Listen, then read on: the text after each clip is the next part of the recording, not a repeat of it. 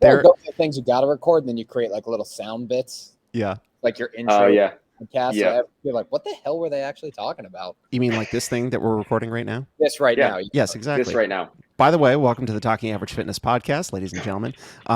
As always, from now until the end of forever, my name is Sam Burns, and I'm joined by the only, what would I say, like lesser human I know who thinks that it's a good idea to not wrap your thumbs around a bar, Mr. Kevin McCarthy. Kevin, how are you today, sir?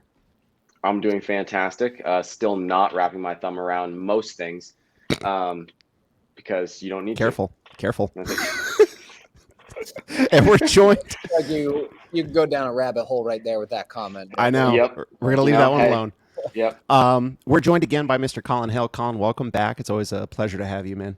Yeah, I'm glad to be back. Second time. I'm excited. Yeah. This time we're joined virtually because Colin decided to leave me. Well, and that's one of the things that I wanted to talk about is, Colin, you've got a new job. Yeah, I do. Tell me about your new position. Tell everyone about your new position. Tell everyone. Do I have to tell everyone or just you? I mean, it was, it's been kind of cool. I transitioned to a new gym and a new role with the new gym. Originally, I was hired to run a new CrossFit gym that we're starting out in Worcester called Woo City CrossFit. It's an affiliate inside of a more commercial style, conventional, whatever you kind of want to call it, kind of gym, with the plate loaded machines and cardio deck and group classes and stuff that. So that the construction's been a little bit delayed on that. So I've transitioned into a little bit of a different role where I'm overseeing an existing gym and then working with the management team at that other gym to get that one up and running. And so I guess somehow I kind of fell into a role of overseeing two different CrossFit affiliates all of a sudden, and kind of a little bit of a blessing in disguise. So as soon as that new gym gets up and running, construction's real close to being done. And here we are. I'll kind of be bouncing back and forth between the two and hopefully not ruining either of them. But there's a strong probability that, I'll run them both right into the ground with all of the knowledge that I don't have. I think when entrepreneurs talk about a growth mindset, that's what we're talking about here, is grow your chances to fail miserably. Yeah. I'm exuding confidence over here. So watch out, world. We can tell, dude. Got all the opportunities to fail miserably. Yeah. May have a third one coming up in the near future. There might even be a third one coming up, but I can run another one straight into the ground. So. And you'll just be 3 for 3. You should start a franchise or like an affiliate company that like runs affiliates for affiliates, because God knows if they could have someone come in and be like, listen, you don't know what the hell you're doing. We understand. We're going to help you.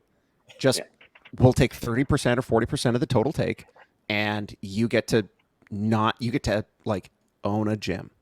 How does that sound? Yeah, look at that face. He's thinking about it.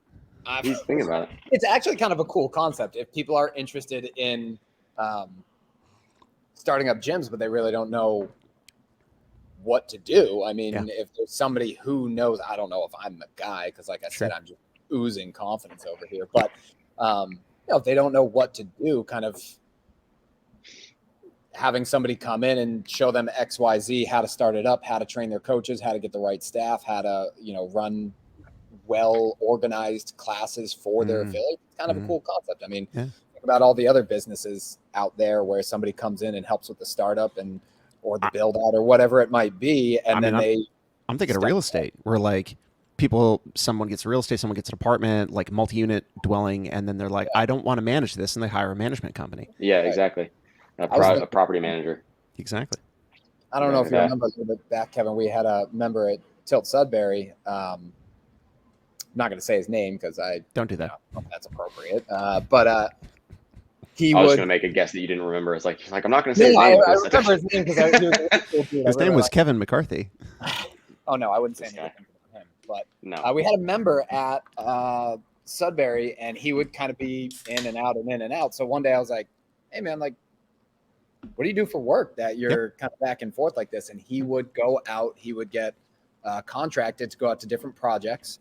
And it was, I think, in the pharmaceutical industry. I don't know exactly what it was. He said a lot of words I didn't understand because, I'm not that smart. But I think it was in the pharmaceutical industry where he would go out, him and a couple of guys on his team would basically create the system, and they would manage it for a short term until the company that they were contracted by would hire their own employees who would come in and then take it over, and then they would get sent back home.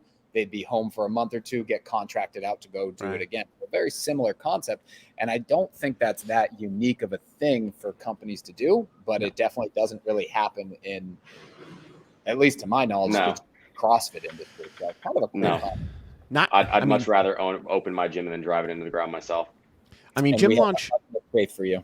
Gym Launch kind of used to do stuff like that, where they would. So that's how Alex Hormozy made his first fortune. Is he had Gym Launch, and he would get gyms to hire him, gyms that were failing, and then they would fly out to wherever this gym was and be like, "Listen, we're going to close your gym for 30 days.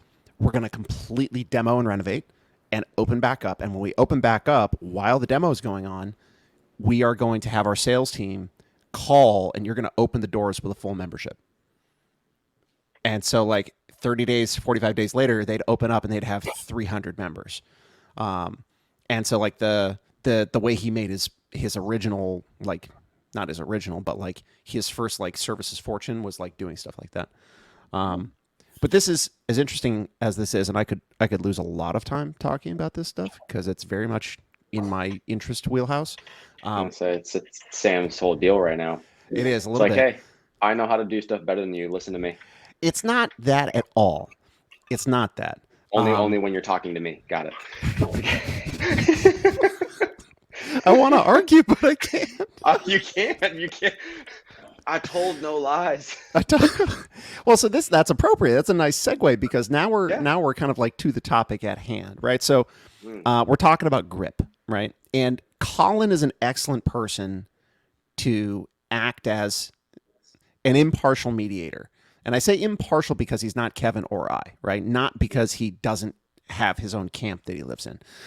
So Kevin posted a video. Was it Helena you were doing? Yeah, we did Helena at the gym. And so me and Jack did it head to head. Right. Like the day or so before, just to throw down, have some fun. Right. And for those of you who don't remember, 21:50 or 3 rounds for time, 400-meter run. And then it was 12 bar muscle up. 21 kettlebell swings with the 70. No, it was 12 bar muscle ups and then 21 dumbbell snatches. Yeah. Yeah, and dumbbell snatches. And so Kevin's doing his bar muscle ups, and he's, being a like gymnasty big dude stud, like doing a bar muscle up and like completely ignoring the fact that he has a 5th fucking digit on his hand that's just like flopped uselessly over the top of the bar, right? And anyone who's listened to these knows it's a running joke between Kevin and I, like, wrap your thumb around the bar. No, don't ever wrap your thumb around the bar. And so Colin, seeing that, chimes in.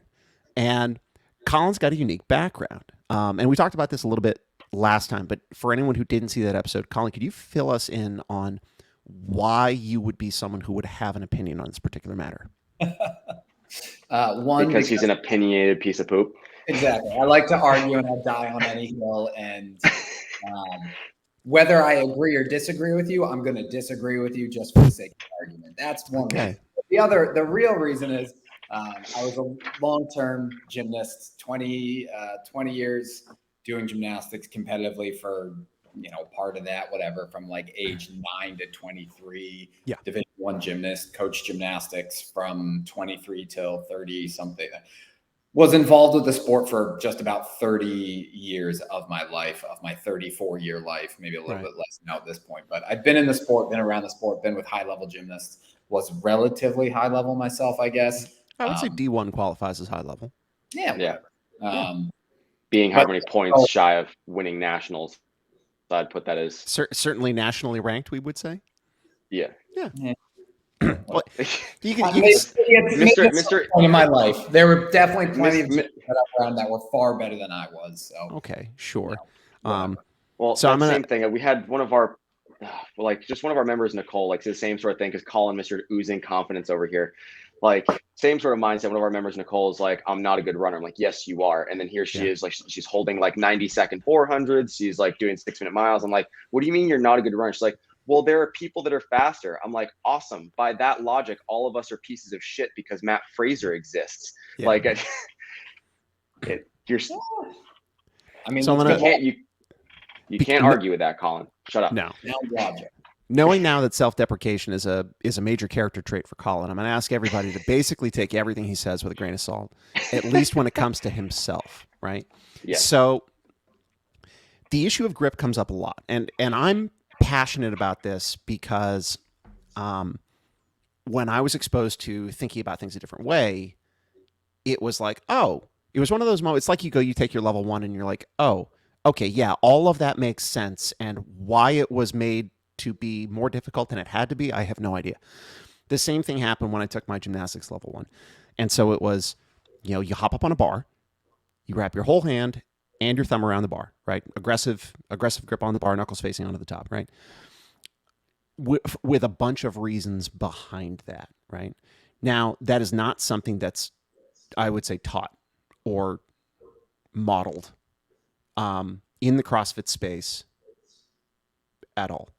And like, there are some people who are doing it. There are a handful of like stand-up, but like almost every single person who's a high-level athlete at the games, they're doing the flop and pinch or, some variation of something like that. Would we say that's accurate?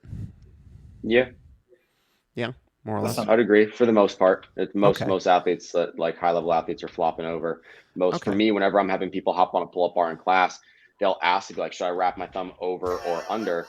And so they'll like, well, have some athletes be like, do I wrap my thumb over or under? And I just tell them, you can wrap your thumb under if you want to be a nerd. And then they immediately, I'm joking. I tell them whichever one. Except he's not. The pull-up bar. No, yeah, I am joking. It's like, listen, I'm not coaching people and telling them like, oh, if you want to be a nerd. I am. But we would tell people like, what was it? Just like stuff if you're not a coward type thing. They're like, oh, I can't go unbroken. We're like, no, if you're a coward. Like, but if you jump on the bar, like I tell people to grab with whatever grip's most comfortable. Like if you're comfortable wrapping your thumb under and you like it and it works, awesome. If you're more comfortable doing the false grip thing and that works for you and it feels better, awesome. Okay.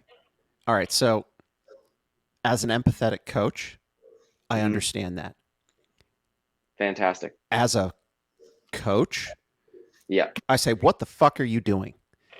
Because you would, like, if someone was like, oh, it doesn't feel good when I do a hook grip. I'm just going to, flop my thumb over the top of the barbell. Like, would you ever let that slide? Listen, I keep telling people like to use, I'm like, hey guys, when we're doing like snatch clean, you hook grip this way, I'll show them. They'll try it and be like, makes my thumb hurt. I don't want to do it. I'm like, okay. Right. But we're talking about the difference. Go ahead, Colin. Before we dive down that rabbit hole, and I want to tie this all together at some point. Okay. Because talking about the hook grip with the barbell with the thumbs over the pull-up bar, like I think this all kind of relates to each other based on grip. Mm-hmm. And I've talked to Kevin about this before. I don't know if he remembers it, but do you force your athletes to release their hook grip overhead when they snatch? No. Do I force my athletes to release? Like if you're going to coach athletes to do this on the pull-up bar instead of this, are you going to coach them to release their hook grip on a snatch, or is it okay if they hold it? In my mind, that's a similar concept where it serves a purpose, and you got to kind of go with one for only a portion of the movement, right?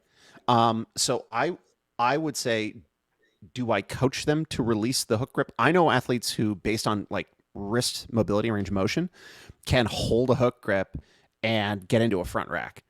I know athletes who can for the clean, but snatch, same thing. They get up overhead. My only concern with holding the hook grip is then we get into this extension position here where, so anyone, if you're watching the YouTube version of this, I'm going to demonstrate something and I'm going to tell you not to do what I'm doing, right?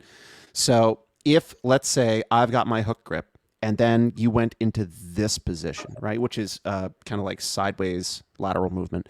It's a variation of this, which is wrist extension. This can be very dangerous. You can actually, if you grabbed your thumb and pointed hard enough, you could snap this tendon down here. So please be very, very careful and don't ever do anything like that. And so for me, holding the hook grip in the overhead position of the snatch gets into that territory. And so I don't know many people who do it naturally. So I haven't yet had to coach them to release it or hold it. That's an interesting question though. Yeah. So now, where does that question come from? That's another hill that I'll die on too, similarly. So which is what? That you should let go of your hook grip. No, you shouldn't let go of your hook grip? I don't care. You can't make me have an opinion. And you know what? Because I've talked to different weightlifters and I've talked to different coaches and I've watched a lot of different really good weightlifters who snatch a lot of fucking weight. Yeah. And some of them release, some of them don't. Yeah. I personally do not release my hook grip at the top of any snatch, 1 rep max or cycling otherwise. I hold my hook grip. I don't know why. I used to when I first learned to snatch. And then at some point I stopped. And interesting. Yeah, it pissed me off. I wonder what a Greg Everett would say about something like that.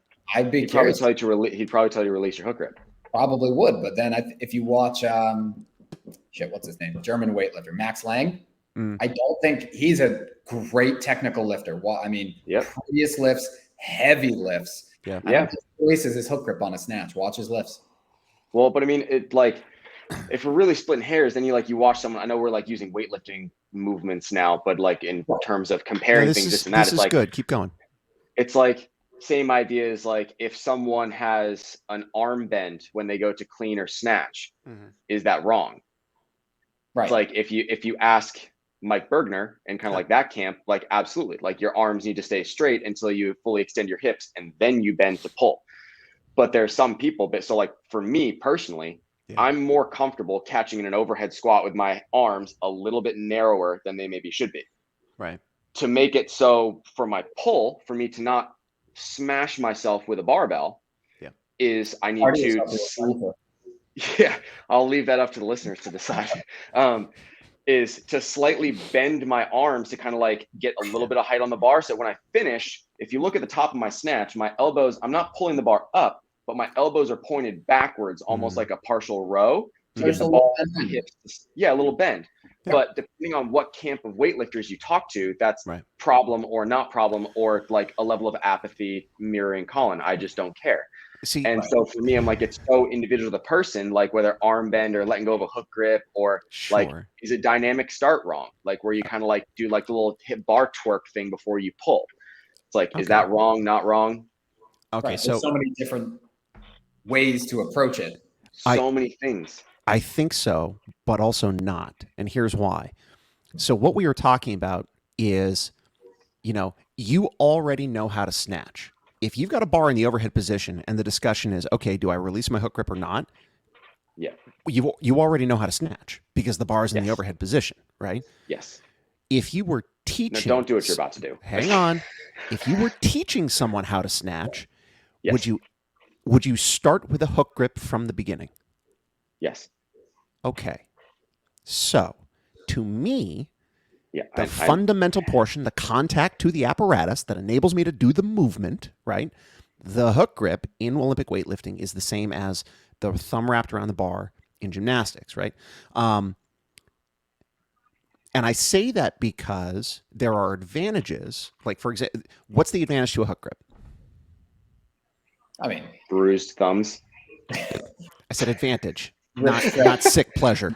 Over all the blood on my hand. No. Yeah. It's the grip, the ability to stay tighter, closer to the bar. The whole absolutely. All of those things. Okay, so why then? I mean, if you think about this, and I'd love your take on this, Colin. When I think about someone doing a butterfly pull up or a kipping pull up, really more than a kipping pull up, more kipping pull up than a butterfly pull up, right? If I think about what is happening with the body and the forces involved when someone is flailing, for a lack of better word, about underneath the bar, right? At full body weight, at speed, without their thumb wrapped around the bar, to me, that is as dangerous as attempting to snatch your body weight into the overhead position without wrapping your thumbs around the bar. I can thruster my body weight without wrapping my thumbs around the bar. I understand, but there's kind of a pull push dynamic to the kipping pull up, right? I get you. Yeah, we get the same thing with the snatch at load, right? So your body is moving a heavy load at the same time. Why we think it's okay to do that hanging from a bar and not with a barbell in our hand is one of the places that I think that, CrossFit as a sport did a great job early on of attaching itself to high-level Olympic weightlifters and getting good instruction. I think, and I'd love your input, Colin, I think gymnasts were like, what the fuck is this CrossFit shit? I'm not going anywhere near that. And so we didn't have anybody in the sport from gymnastics who wanted anything to do with us. And so we didn't get the benefit of their knowledge.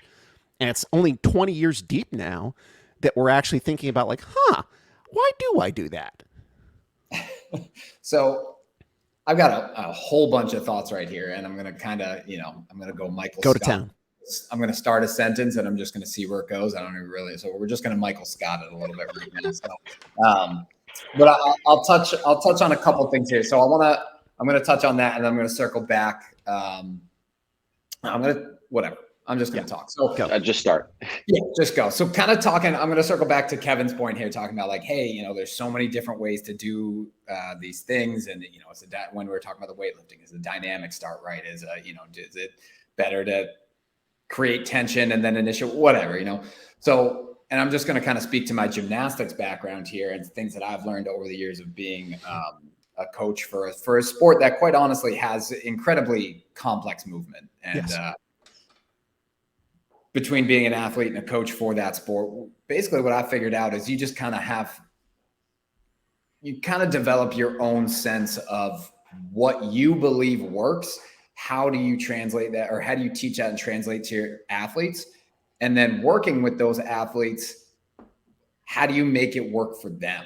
And what I mean by that is there's a technique that we can all kind of agree works for, in broad terms, works for a certain movement, right? For the clean, the snatch, the pull up, whatever it might be. There's broad terms that we're all going to teach, or broad, whatever. Like kind of going to Kevin's point about the arm bend on the snatch. We know that the arms need to stay relatively straight until we hit our full extension. And then you pull under the bar, whatever. Whether there's a degree of arm bend or not is going to be kind of dictated by how the athlete develops their proportions and who they are as an individual. Sure. So there's this concept of like how to snatch, and everyone agrees in most part how this works. Like we're not bending our arms. We're not trying to pull with the arms. The legs and the hips are the primary drivers, whatever. And then the arms kind of guide the bar and you pull yourself down. Yes. Now, if we go talk about different camps of weightlifting, you're going to see slight differences in that. And I think that's the biggest thing to keep in mind when we're working with athletes is there's not one perfect answer. And as much as I joke about like, I will die on the hill of like, you got to do it this way. In all reality, when I'm coaching, I'm not going to die on that hill when it comes to working with a specific athlete, because I have my methodology, but if it doesn't work for that individual athlete, if I'm a good coach, I got to figure out how it works for you. Yeah, sure. So, and that's one thing I definitely learned through gymnastics, because the way that I would teach a skill to a kid and the way that another coach would teach a skill to a kid could be very different, but we're going to get the same end result as long as we're teaching the general big picture things.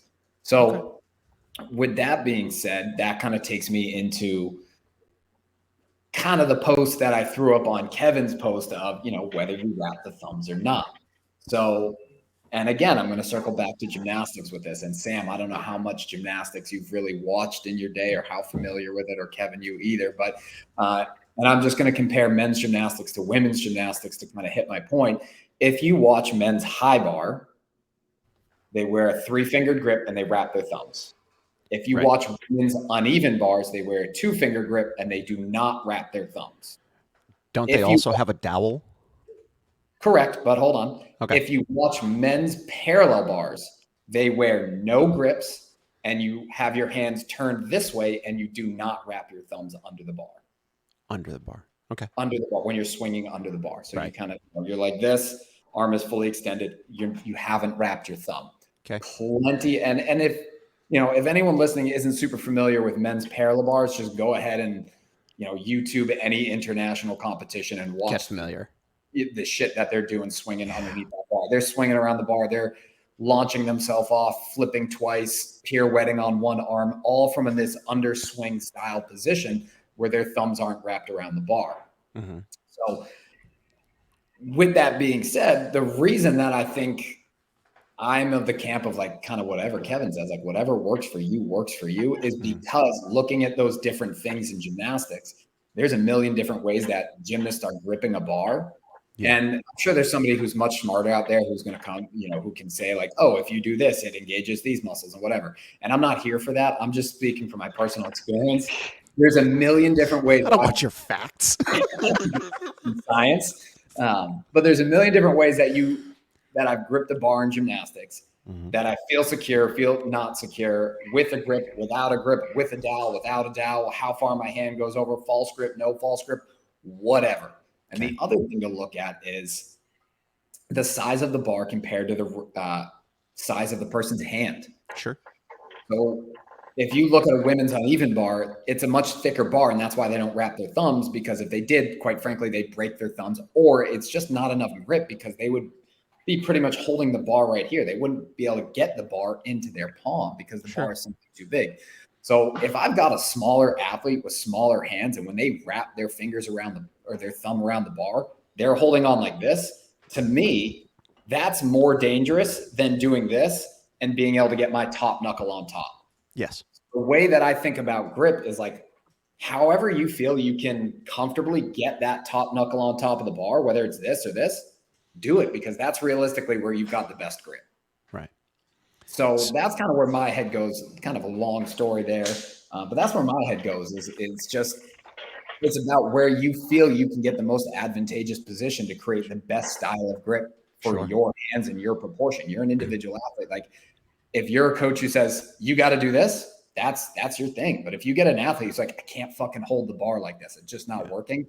I mean, how much are we going to really die on that hill if they're like, I can do 2 pull-ups like this, but as soon as I do this, I can do 15. Right. Like, so anyway. I love that. And I love the nuances, like the differences between the apparatus, the size of the apparatus in the hand and what that means, the difference in the equipment that is necessary for the athlete to use the apparatus. And again, this is the benefit of being able to go down a rabbit hole of something specific to a given sport, right? So like, nobody that you and I or Colin are ever interacting with in an affiliate is going to worry about any of these things, right?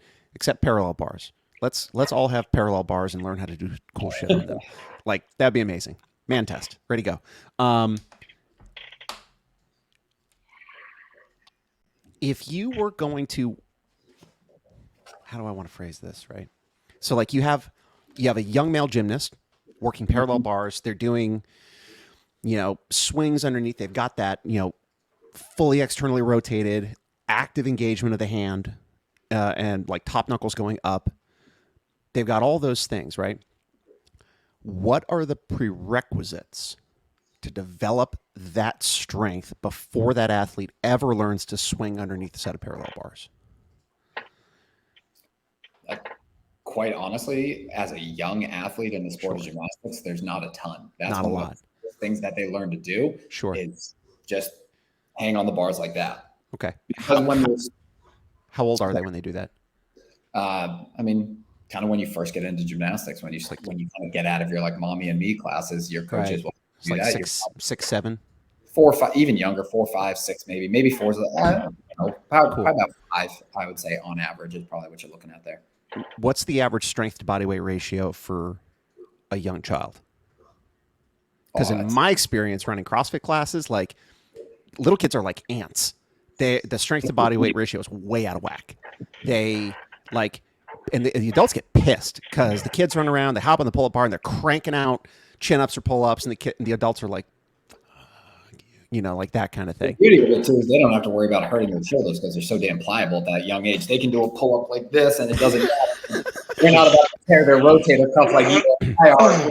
Not even pull-up. So sure, absolutely. The beauty of young age is right. They're literally gummies. I saw like a video clip of a younger athlete. I have no idea how old they were, somewhere in like younger than 10. Yeah. And they were doing like ring muscle ups. And when they were like swinging, tipping, as they came up, they like caught the ring muscle up, like their hands in their armpits, like so low on the rings, like their shoulders are so far below the rings. Like we say the bottom of a ring dip is like biceps touching the top. Their like bicep is touching their thumb, like at the bottom of that ring dip. They like turn over and then just dip out. And then they come back down, swing, do like, yeah, and then dip out. And they did like 6 of them. And it's like most adults are probably like, what the hell? Like, I've been doing CrossFit for 10 years and I don't have muscle up yet. And here's this kid that just yeets themselves on top set of rings and again relies on the fact their shoulders are Gumby and can just get in that position. So The same thing we talk about, like when little kids just like plop themselves down into that beautiful squat, and everyone's like, "The hell, man! When does that go away?" Anyway, right. Take away from what you're when saying. You're 12. Well, so yeah, right. As soon as they start sitting in school for 8 hours a day. Yep. All right, so we acknowledge then that there's a little bit of a difference between like the age at which some of these athletes learn these skills or begin to learn these skills and the age in which the average person is coming into a CrossFit affiliate, right? Sure. And so I agree entirely with the statement that like if you like the thing that makes the grip effective is not this or this, but rather this, right? So that active engagement of the forearm. With the active engagement of the forearm, see, here's all that sciencey shit you were talking about. We get, I don't care. We get, I can mute you. we get a whole bunch of additional tissue that's turned on and stabilizing all the way down through the shoulder joint. So if I don't have that, if I've just got just this or even just this, right? All of the tissue that is active, that is carrying the load, is transferred down into the shoulder, except when they're pulling and then it's distributed between shoulder and elbow, which is why a lot of times we see shoulder injuries, right? And then secondary to shoulder injuries, we see elbow injuries because the load is then transferred to the bicep or the elbow part of the bicep. So if I've got a person for whom gymnastics was not a part of their adolescence, who's in their 30s, who wants to get fit, I want them to learn how to do all the things, and I never, ever, ever want them to experience the butterfly, whoa, there's nothing in my hands anymore. And then all of a sudden their upper back and chest or upper back and head are slamming against the ground. I don't want them ever to have that be a part of their life. I'm absolutely going to enforce wrapping your thumb, because even if this becomes this, if this helps them get a little bit closer to this for just a little bit longer, the chances of them coming off of the apparatus greatly reduce. That's where I come from for that. So for me, it's like, yeah, sure, whatever works for you until what you're doing is unsafe. And then my job role number one is do not allow unsafe shit. I agree. So everything, like if this is what's safest, but I'll just play devil's advocate. I think there's a situation where this is safer for some people, right? Because that is what allows them to get into a better gripped position. Okay. If they're here, they're always here, and they can't get to there. But if they do this, they can get to there. So in my mind, and maybe I'm wrong because I've been known to be wrong. If they can get more on top and get a deep grip, more of that knuckle on top with that, without having that thumb wrapped, and that allows them to maintain a safer, stronger grip on the bar, then that's what I want them to do. Because if they feel secure, if they feel safe, and they have a better I'll even just say a better proprioception of where their hand is gripping the bar, that's what I want them to do. Because people fly off when they don't have that awareness of what the hell their hand is doing, right? Yeah. When all of a sudden they're here, and then they're here, and then, oh, fuck me, I'm not on the bar anymore. But if they're very aware of like, okay, I'm here, and as soon as I feel that start to slip down, I'm going to get the hell off the bar because I'm not messing with that. Right. I want them to have that awareness, and I want them to be able to be aware and feel secure that way. So I would love if that's the case. And maybe it's the athlete population that I've been exposed to. The athlete population I've been exposed to, I tell them to get, okay, cool. You're going to hop up on the bar. I don't care if you wrap your thumbs. I want this row of knuckles facing up toward the sky. It's going to form a little arrow, just like this, right?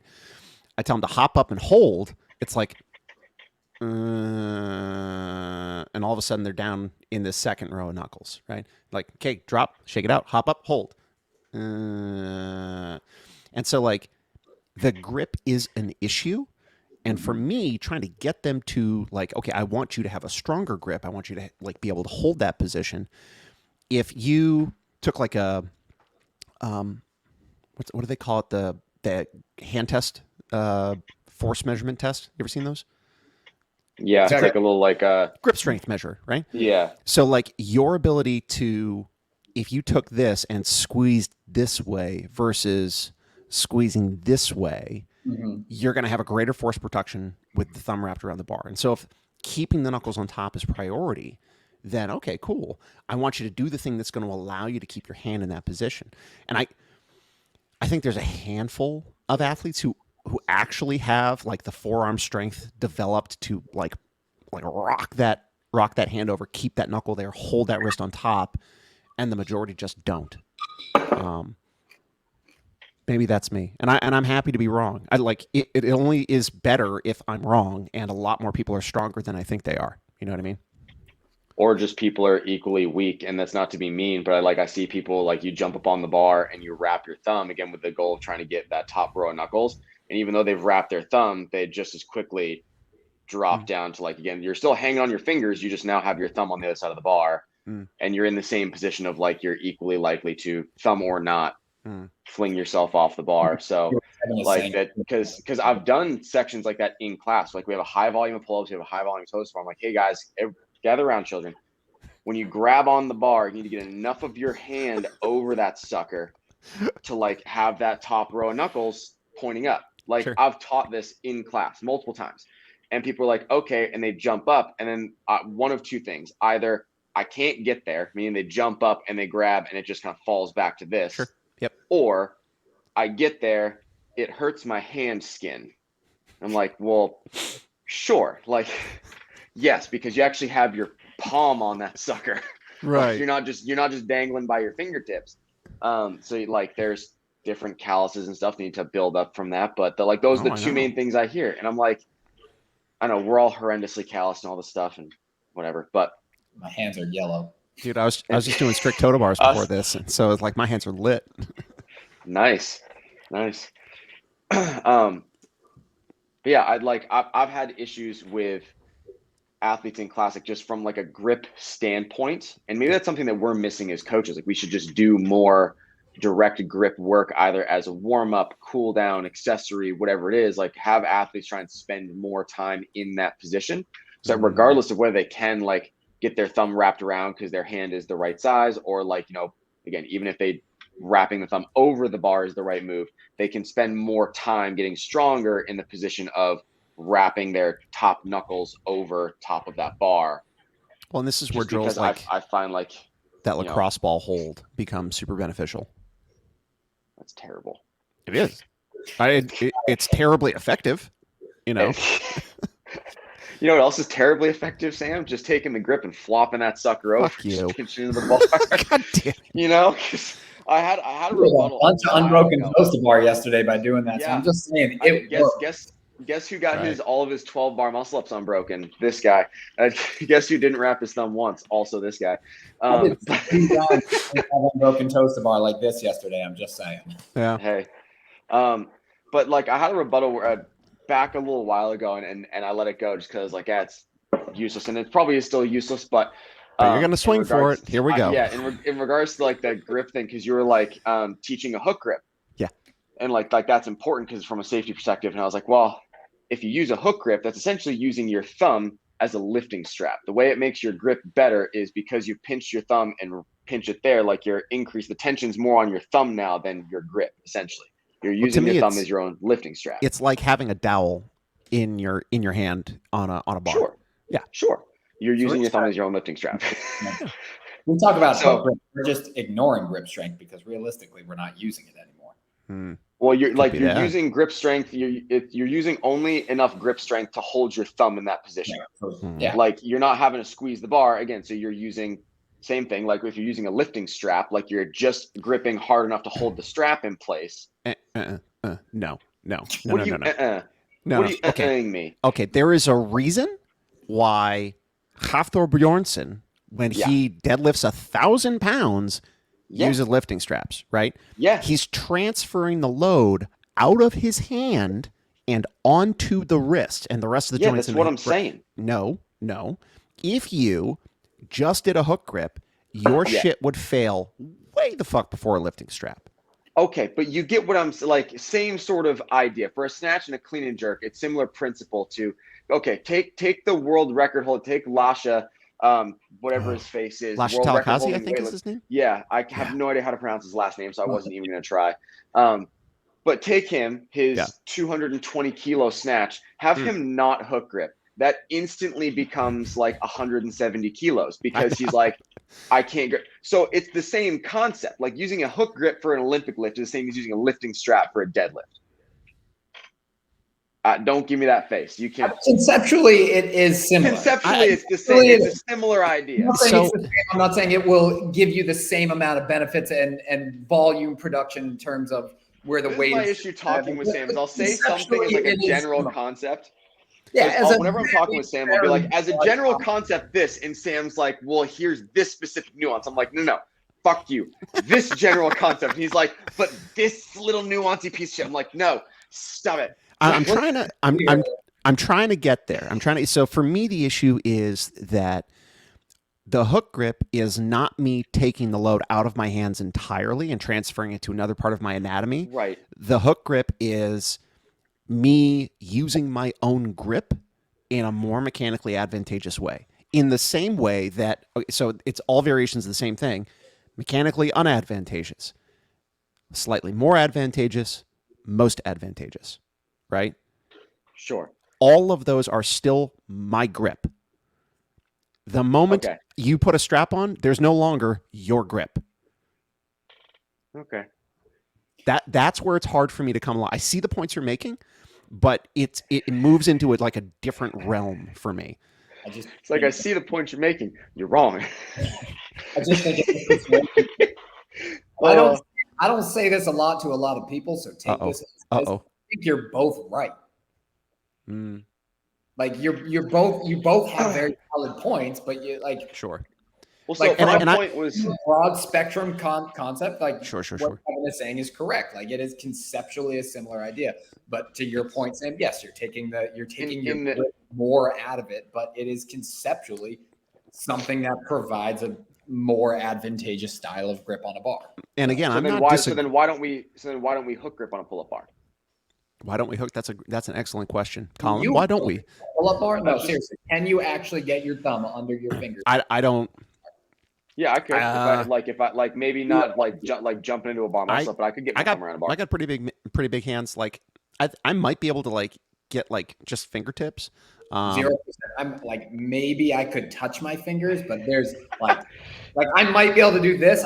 There's no way I could get my thumb under my index and middle. Well, and now we're talking about size of the apparatus itself, right? So it's the difference between the uneven bar. The point I was going to make before Sam went off on I'm wrrong and here's your little. I never said you were wrong. I said I had a hard time getting to your camp. Okay.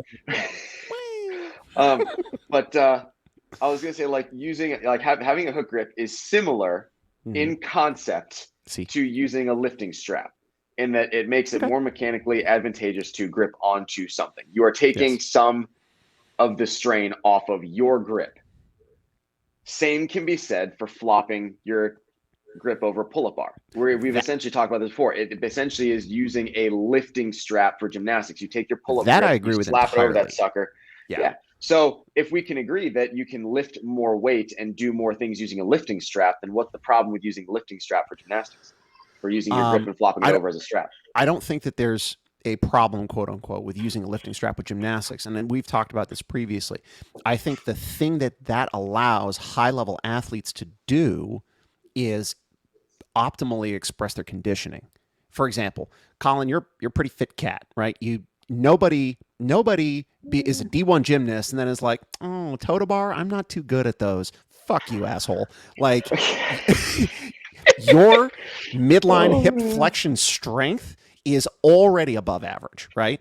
So flopping that wrist over and pinching that grip against it is just going to allow you to better express that without having to worry about grip fatigue, right?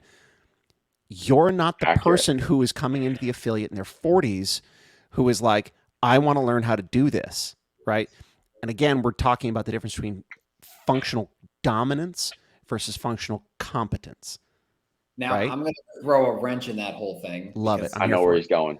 According to all of this, what I'm about to say makes no fucking sense. Yep. I will never wrap my thumb around the bar if I do not have a grip on my hand. If I'm raw dogging that pull-up bar today, it is always thumb here. Always. 100% of the time. Doesn't even matter the movement. Always. Okay. I put a grip on my hand, I am infinitely more likely to wrap my thumb. Is that conditioning based, you think? I have no clue. Interesting. Colin doesn't make sense. Also, like, for not to throw him under the bus. I have for myself based on that, and it's kind of back to what I said before. Mm-hmm. In men's gymnastics, when we swing on parallel bars, it's, they internally rotate with the thumb here. Yeah. So in gymnastics, I feel like maybe I was conditioned that when I don't have grips on and I'm swinging from a bar, it's thumb this way. Right. Because of the parallel bars. Correct. When I'm on a high bar, I have a 3-fingered grip on. So it's on these 3 fingers, 1, 2, 3. And I swing like this with my thumb wrapped around. That is the only thing I can imagine, is that grips mean thumbs go around. No grips mean thumbs go That makes sense. I mean, how many 100 20 friggin' years of gymnastics. I was gonna say, how many hundreds or thousands of hours did you, like, your brain do one of those 2 things on the decision tree? Right. And that's just gotta, like, for me, that's what it's gotta be. But bringing it back to the conversation that we're having, it doesn't make sense. Because it would make more sense if I just flopped it over, got into this position, put the pull-up bar on my friggin' wrist and just went. But I'm more likely to put my thumb around the bar. Do you have any idea? Lower angled grip in terms of my top knuckle. Right. When I have a grip on my hand. And do you have any idea how friggin' fit you'd be, Colin, if you actually flop the pull-up bar over, or flop the grip over the pull-up bar? Like, you'd CrossFit Games 2024. Watch Dude, this, your snatch would go up by like 40 pounds automatically. Probably. I'd probably be able to run a faster mile too, right? Probably. I think they all transfer over. That's what Greg Glassman said, right? I think so. It's transferability. That's the whole point. Absolutely. Well, all right. So, Colin, you're a great person to kind of finish this out on. So I have a little bit of time. Kevin, Colin, you guys got a little bit of time? Good. Yeah. Just a couple minutes. Yeah, to wrap things up. So then put a bow on this, right? We saw maybe our most demanding in terms of gymnastics skill exhibition in the CrossFit Games this year that we've seen in a long time. What's the giggle for? Tell me. No. I think I know what you're about to bring up, and I am here for it. And I just keep going. Yes. So it's the medley, right? We're going to talk about the medley. Perfect. So real quick review. Onto a box. I think at the end they had to. The box was at the end, right? It was walk, handstand push-ups, or headstand push-ups, up the stairs, the box, 180 off, pullovers, right? And then back onto the box, 360 pirouette, and then down, headstand or freestanding headstand push-ups, and then up and over the apparatus at the end. Thoughts on that event? Ooh, plenty of them. Colin and I have already talked about the pullover standard. I mean, I think in all reality, the biggest thing that you can talk about in that event is the pullover. I mean, as far as the rest of it goes, we've seen the freestanding handstand push-up a year or 2 ago, whatever. Yep. I don't know if I love the standard. The biggest thing for me with the freestanding handstand push-up is I don't know if I like it if they have to traverse. I don't think you should walk forwards. If you're going to do, and they have, that's the only way they've ever done it, is where the rep like starts in, like you start it here and then you go forwards, you do another one here. Yeah. And then the first time they did it, it was like the rep finishes when you get to the next line and or I don't remember exactly what the standard was, but like had to come up, move forwards, and then come down. And that's when the rep was complete. If you didn't come down with control, it wasn't complete, which I don't love that. And I understand that there could be a little bit of a variable subjective judging standard if we're judging it at the top. Sure. Whatever.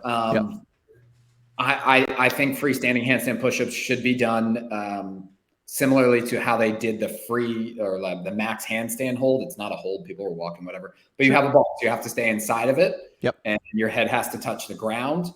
And if you want to have a standard where like maybe you have to walk out of the box after your last rep to show that you have control, just to make an objective judging standard, fine.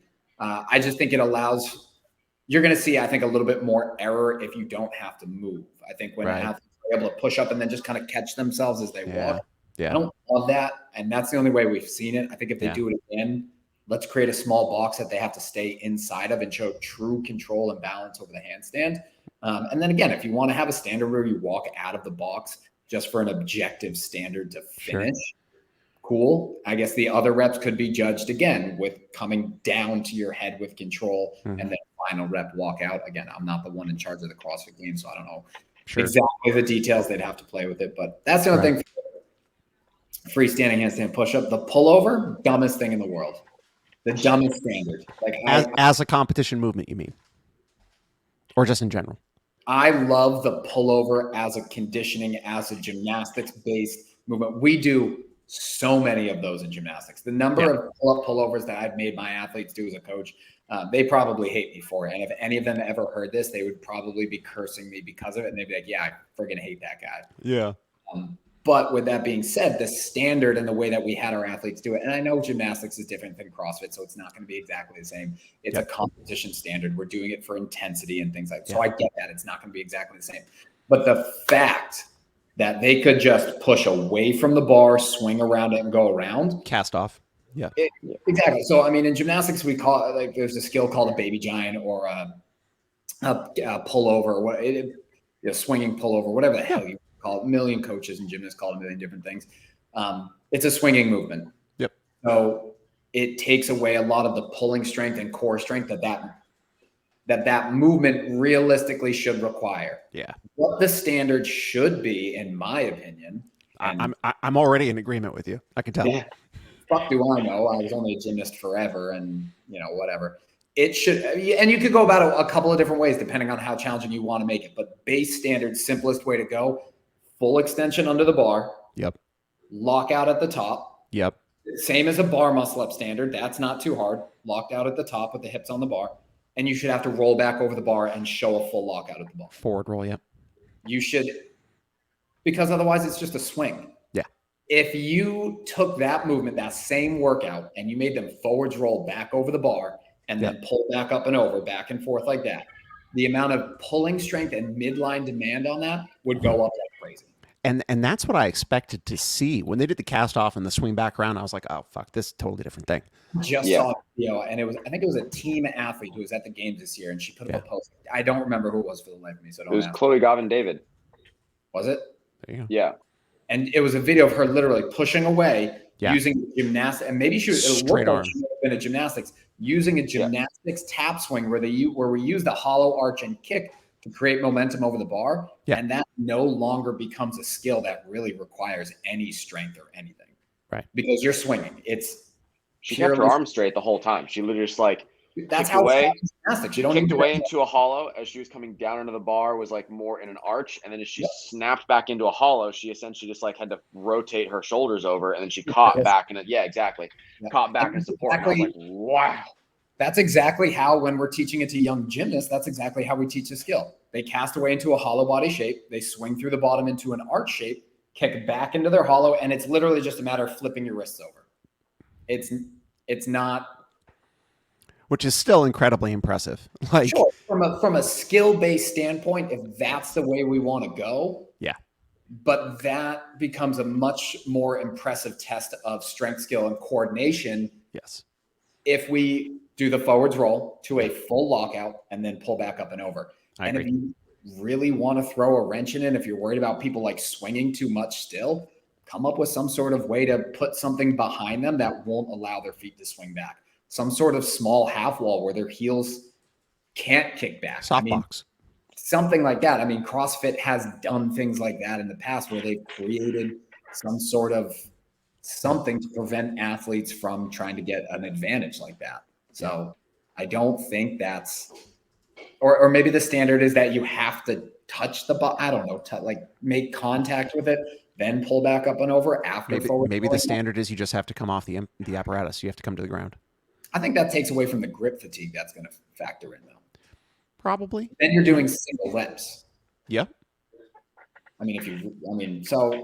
Potentially, but I just think that they could have done a much better job making that a lot more challenging and not as, I'll kind of say it circus gimmicky, because in my mind, if you watched the athletes who did them unbroken, they were swinging.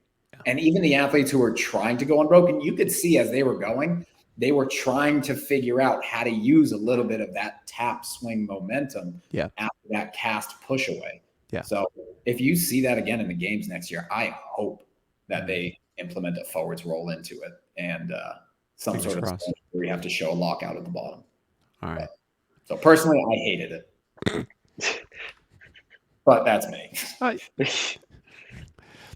Great idea, but you fucked it up.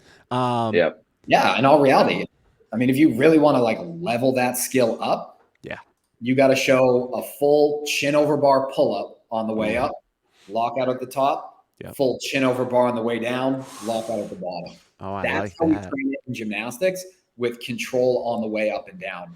And next time you're at the gym, try doing a couple reps like that. And also, if you really want to level yourself up, don't allow your knees to bend as you pull over the bar. Keep your legs. Heck yes. Right. Like just go onto the pull-up bar when you ever try 3 to 5 reps of that. Yeah. And then do a handstand medley before it and then try and tell me that it doesn't make a hell of a difference. Yeah. And I get that CrossFit is for time and intensity and shit like that. So the straight leg shit like that's not going to happen in competition. I get it. But there's a million different ways that could be a much more effective movement, I think. Sure. No, I agree. For CrossFit and for CrossFit competition. Absolutely. All right. So we're near the end of the hour. Colin, final thoughts about anything we've talked about today. I appreciate you, spending a bunch of time with us. Thank you for doing that. No, I love it. I've had a great time. I love doing this. Final thoughts. CrossFit needs to figure their shit out when it comes to gymnastics. I'll die on. And I don't know. There's a couple different. I mean, as far as coaches, I think the best, kind of circling back to some stuff I said earlier is like have your strong fundamental beliefs about what you think is the best thing to do, but be adaptive enough to work with the athletes that have the individual needs around you because not everyone's going to function exactly the same. And I think that's the best thing we can do as coaches is have that understanding of how to mold to the athlete that you're working with and what's going to be best for them. Yeah. So. Kevin? No, pretty much summed it up. Use a grip as a lifting strap. You don't need your thumb. Don't have your thumbs around the pull-up bar. I knew it. The moment I asked, these little things right here, don't need it. You cut them off. Just don't need it. Take the next 24 hours. Don't use your thumbs for anything. Just live like this. See what happens. I'd honestly probably be pretty okay. Live dangerously. Yeah. I hope they program rope climbs at your gym. I mean, I'm the one programming, so I'm fully in control of that. Try to legless rope climb like this. Just hug it real tight. Just squeeze it to your body. Yeah. Listen, if I could take my hands and just one of those and I can get my feet wrapped around it fast enough, I could make it work. Colin's opinions are not endorsed by anyone here at Talking Average Fitness. I just want to make that They're endorsed by me. They're not endorsed by myself. So yeah. Yeah. All right. Thank you, anybody who played along with us, and we'll see you next week. Everybody, we'll see you later. Thanks for having me on, guys. I'll see you around. Yeah, man.